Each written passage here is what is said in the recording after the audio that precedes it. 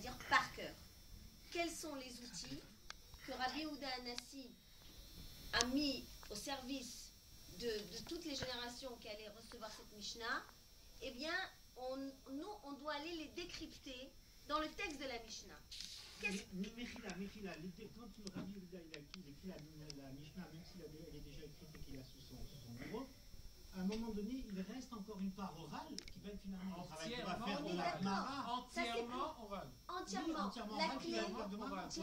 La clé reste orale, la clé reste une transmission de maître à élève. Nous sommes tous d'accord. C'est tellement Tamtsiti que 300 ans après, on a dû écrire la Gemara pour expliquer la Mishnah. Mais on est ici au stade de la réflexion de comment je mémorise un texte pour avoir en même temps que la mémorisation un sens premier. D'accord?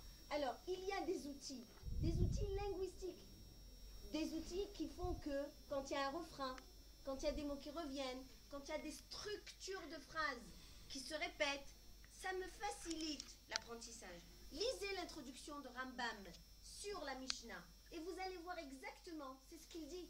Il dit, Rabbi Yehuda Hanassi ne nous l'a pas donné dans cette pagination, certes, mais il nous a donné des mots dedans, dans le corps du texte, comme vous faites en Chumash, dans le corps du texte, et ce sont ces mots-là qu'il faut placer de telle sorte que ceux qui ont une mémoire visuelle, ils vont plus attraper le message que ceux qui ont une mémoire auditive.